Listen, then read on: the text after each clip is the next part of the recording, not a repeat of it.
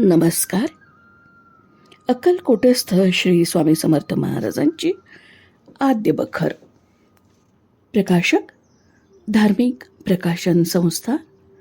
अभिवाचन अदिती पालिमकर. भाग 57.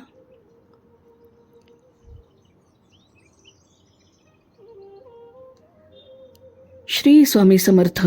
जय जय स्वामी समर्थ. श्री स्वामी समर्थ. स्वामींचे दुसरे निस्सिम भक्त राजमान्य राजश्री रामचंद्र केरोबा उर्फ बळवंतराव भेंटे हे होत. हे जातीने सारस्वत ब्राह्मण आहेत. ते मुंबईत जांभुळवाडीत घर नंबर 1 मध्ये राहायचे. त्यांची भक्ती मूळ स्वामीचरणी कशी लागली त्याबद्दल त्यांनी हकीकत सांगितली आहे. 1869-70 साली त्यांचं वय 28 वर्षांचं असताना शरीरात एकाएकी आजार उत्पन्न होऊन शरीर फार अशक्त झालं आणि शरीरावर क्षयरोगाची भावना दिसू लागली. डोके फार हलके झाल्याने भ्रमाची चिन्ह उत्पन्न झाली. 2-3 महिने औषधं घेतली, परंतु काही गुण येईना.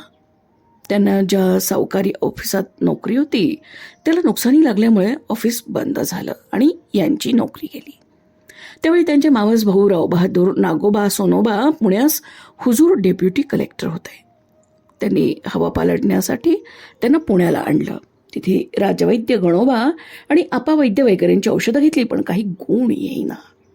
पुण्याला असताना काही मंडळींच्या सांगण्यावरून समजलं की अक्कलकोटला श्री गुरु स्वामी समर्थ श्रीपाद श्री नरहरीचा अवतार प्रकट झाला आहे. इथे दर्शनाला गेल्यावरती सगळी रोगराई नाहीशी होईल. ही गोष्ट रावसाहेबांना मान्य झाली. नंतर लवकरच त्यांनी आपल्या पदरचा शिपाई देऊन आणि अक्कलकोटचे त्यावेळचे मामलेदार राजमान्य राजश्री बाबुराव यांना पत्र देऊन त्यांची बहीण व मातोश्री यांसह अक्कलकोटाला रवानगी केली. अक्कलकोटात तेथील मामलेदार यांना पत्र दिल्यावर त्यांनी आपल्या घरी सर्वजणांना राहायला जागा दिली. पहिल्या दिवशी रीतीप्रमाणे महाराजांचं दर्शन घेतले. दुसऱ्या दिवशी पूजेचं साहित्य घेऊन दर्शनाला गेले असताना श्रींची स्वारी खास बागेत एका विस्तीर्ण वडाच्या छायेखाली बसलेली होती. सगळ्यांना असा भास झाला की साक्षात श्री शिवयोगीच बसले आहेत. ते पूजेचं साहित्य घेऊन जवळ गेले. पादुकात केसर गंध लावून महाराजांच्या सर्वांगास उटी लावली आणि सुंदर माळ गळ्यात घालून यथाशक्ती दक्षिणा, नारळ, फळफळावळ पुढे ठेवून मोठ्या प्रेमानं साष्टांग नमस्कार घातला. त्यावेळी त्यांना असं वाटलं की आज आपलं कुळदैवत शंकर यांचं प्रत्यक्ष दर्शन होऊन जन्माचं सार्थक झालंय. नमस्कार करून उठत आहेत इतक्यात महाराज हाक मारून म्हणाले, अरे इकडे ये.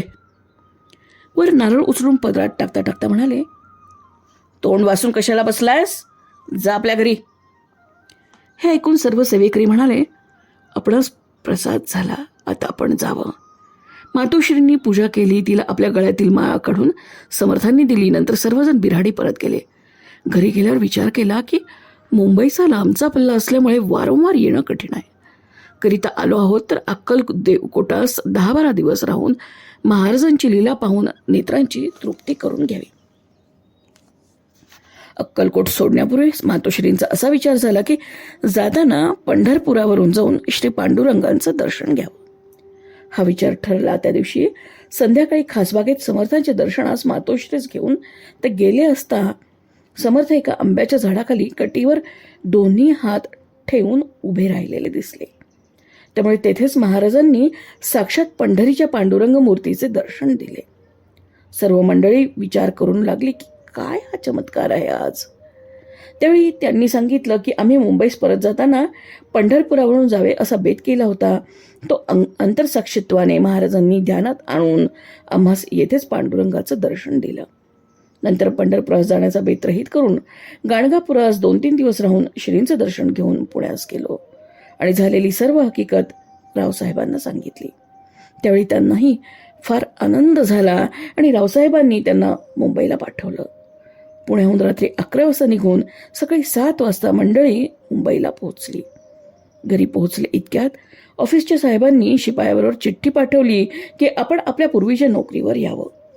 नंतर नोकरीवर जाऊन आसपावेतो स्वामी कृपे करून दिवसेंदिवस भक्ती करून आनंदात राहिले आहेत आणि देहात जीव आहे तो पोवेतो स्वामी सेवेत अंतर पडू नये अशी प्रार्थना करून काळ घालवत आहेत. महाराजांचा प्रिय भक्त चोळप्पा यांचा अंतकाळ महाराजांच्या आधी 6 महिने झाला. आश्विन मास होता. महाराजांची स्वारी मणुरास होती. भीमा नदीमध्ये महाराजास लोकांनी नावेत बसवून खेळण्यास नेले. नदीच्या पलीकडे चिंतापूर म्हणून गाव आहे. त्या गावानजीक एक टेकडी आहे आणि त्या नजीक एक देऊळ आहे. तिथे महाराज जाऊन बसले. सेवेकरी आणि गुरे वगैरे मणुरासच होते. चोळप्पा महाराजांबरोबर होता. त्यास महाराज म्हणाले, मणूरच्या वाटेने काटे आहेत, गाई गुरे घेऊन ये, आपण दुसऱ्या वाटेने जाऊ. महाराजांच्या म्हणण्याचा अर्थ न समजून आपण याच वाटेने जाऊ असा चोळप्पाने आग्रह धरला. पुन्हा सकाळच्या प्रहरी महादेवाजवळ महाराज बसले असताना गाई गुरे आणण्याविषयी महाराजांनी चोळप्पास सांगितले. चोळप्पा काही आग्रह सोडेना. भवितव्य कोणास चुकत नाही. पुढील परिणाम ध्यानात आणून महाराजांच्या डोळ्यास पाणी आले. महाराज चोळप्पाबरोबर मणुरास गेले. तिथे मेणेमाले 2 भोयास पटकीचा आजार होऊन त्यापैकी एक मरण पावला. दुसऱ्या दिवशी समर्थांची स्वारी वाडीस येऊन रानात देवीचे देऊळ आहे तिथे राहिली. महाराज खेळ खेळत असता त्यांनी हातातील कडे लांब फेकून दिले. चोळप्पाने ते परत आणून महाराजांजवळ दिले. तेव्हा महाराज म्हणाले, कडे तू आपल्या लावून घे जा. संध्याकाळी 6 वाजता चोळप्पास वाखा झाला. रानात जागा नसल्यामुळे वाडी गावास मारुतीचं देऊळ आहे तिथे लोकांनी चोळप्पाला नेलं. वाख्याचा जोर होऊन रात्री 12 वाजता हातपाय वळू लागले. चोळप्पाला वाटले आता आपण खास मरतो. बाळप्पा आणि गणपतराव सेवेकरी महाराजांजवळ होते. त्यास बोलवणे पाठवले. गणपतराव आले, पण बाळप्पास महाराजांनी जाण्याची आज्ञा दिली नाही. बाळप्पास 2-3 बोलवणी आली तेव्हा महाराजांचे चरणतीर्थ पंढरी नावाच्या संन्यासी महाराजांजवळ जे बसले होते त्यांच्या हस्ते युक्तीने घेऊन बाळप्पा गावात गेले. चोळप्पास भेटले. महाराजांनी मरणसमयी चोळप्पास दर्शन दिले नाही. यावरून अलीकडे चोळप्पाची भक्ती समर्थ चरणांपेक्षा द्रव्याकडे जास्त लागली होती असे स्पष्ट दिसून येते. महाराज चोळप्पास तसाच आजारी सोडून अक्कलकोटास निघून गेले. चोळप्पा दुसऱ्या दिवशी 3रे प्रहरी मरण पावला. चोळप्पाने आपल्या घरात श्री स्वामींचा देह ठेवण्यास समाधी बांधली होती. ती तयार होत असता महाराज चोळप्पास म्हणाले, चोळ्या, हे काय करतोयस रे? काही नाही महाराज म्हणून चोळप्पाने जाप दिला. महाराजांनी त्याचे वर्म जाणून म्हटलं, चोळ्या, यात अगोदर तुला घालीन आणि मग मी जाईन बरं. या म्हणण्याप्रमाणे चोळप्पास आधी प्रयाण करावे लागले. महाराज निजधामास जाण्यापूर्वी 1 वर्षापासून आपण जाणार अशी चिन्ह दाखवू लागली. एके दिवशी महाराज सलगर म्हणून गाव आहे तिथे गेले होते. संध्याकाळच्या वेळेला कब्रस्थानात जाऊन फिरून आले आणि पलीकडे सराट्याचं रान होतं तिथे राहिले. तिथेही दर्शनास येणाऱ्या लोकांची दाटी होतीच. दर्शनास लोक येत त्यांच्या पायास सराटे लागले म्हणजे महाराज थट्टेने हसत असत. रात्री महाराज रानातच राहिले. पहाटेस 4 वाजता महाराजांनी बाळप्पाजवळ हुक्का भरून मागितल्यावर महाराज बाळप्पाला म्हणाले, आम्हास फार उंच जावयाचे आहे, फार लांब जायचे आहे. माझी नोकरी करण्यास येतो की नाही? महाराजांच्या बोलण्याचा बाळप्पाला काही त्यावेळेस अर्थ कळला नाही. चैत्रवद्य त्रयोदशीची ही गोष्ट आहे. पुढील सालच्या चैत्रवद्यात महाराजांनी देह ठेवला. यावेळेपासून महाराज वरचेवर दुश्चिन्हे दाखवत होते. आरती ओवाळू लागले म्हणजे ती घेऊन महाराज पालथी घालत असत. पुढे सलगराहून महाराज अक्कलकोटाला आले. संतांचा मठ म्हणून अक्कलकोटास स्थान आहे. त्या ठिकाणी एका लिंगायत साधूची समाधी आहे. समर्थांच्या मठापासून जवळच ही समाधी आहे. त्या मठात महाराज जाऊन समाधीपुढे पलंग टाकून निजले. त्यावेळेस ठाकूरदास बुवा तिथे होते. त्यांनी समर्थांपुढे 3ऱ्या प्रहरी कीर्तन केलं आणि पावडेकर पुराणिक बुवाही महाराजांसन्नीत होते. त्यांनी महाराजांनी त्यांना 2-4 टोपल्या गोवऱ्या आणण्याविषयीच आज्ञा केली. पुराणिक बुवा एक टोपलीभर गोवऱ्या घेऊन आले. आपण आज होम करावायचा आहे, आणखीन 2-3 टोपल्या घेऊन ये जा, असं महाराज म्हणाले. तेव्हा त्यांनी आणखी गोवऱ्या आणल्या. समाधीवर एक महादेवाची पिंड होती. तीजवर सेवेकऱ्यांकडून महाराजांनी सर्व गोवऱ्या रचल्या आणि तूप आणण्याविषयी महाराजांनी आज्ञा केली. सेवेकऱ्यांनी एक मणभर तूप आणलं. खारीक, नारळ, सुपारी वगैरे जे जे पदार्थ महाराजांपुढे कुणी ठेवले ते सर्व ह्या गोवऱ्यांवर महाराजांनी टाकले आणि आणवलेले तूपही त्या गोवऱ्यांवर टाकून त्या चितेस संध्याकाळी अग्नी लावून दिला. सर्व दिवसभर महाराज त्या दिवशी निश्चक्र उपाशी होते. आपल्या गुरूंची समाधी जाळतायत ही वार्ता ऐकून त्या साधूची सुमारे 25 शिष्यमंडळी महाराजांना शासन करावं आणि गोवऱ्या वगैरे उडवून द्याव्या या हेतूने तिथे आली. पण महाराजांची किती अद्भुत शक्ती होती पहा.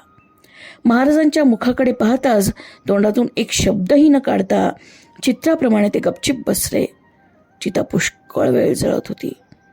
उजेडल्यावर राख काढून पिंडी धुवून साफ करण्याविषयी महाराजांनी भुजंगास आज्ञा केली. त्याने तसं केले. तो पूर्वीपेक्षा दैदिप्यमान तेजाची पिंडी भासू लागली. वास्तविक पाहता अग्नीच्या तापाने त्या दगडाच्या पिंडीचे तुकडे तुकडे होऊन जावे, पण समर्थांची लीला अगाध आहे. ती पिंडी पूर्वीपेक्षा अधिक तेजपुंज बनली आणि त्या उष्णतेच्या कडकपणाने दरवाजाचे चिरेही तडकून गेले, पण पिंडीस तिळमात्र इजा झाली नाही.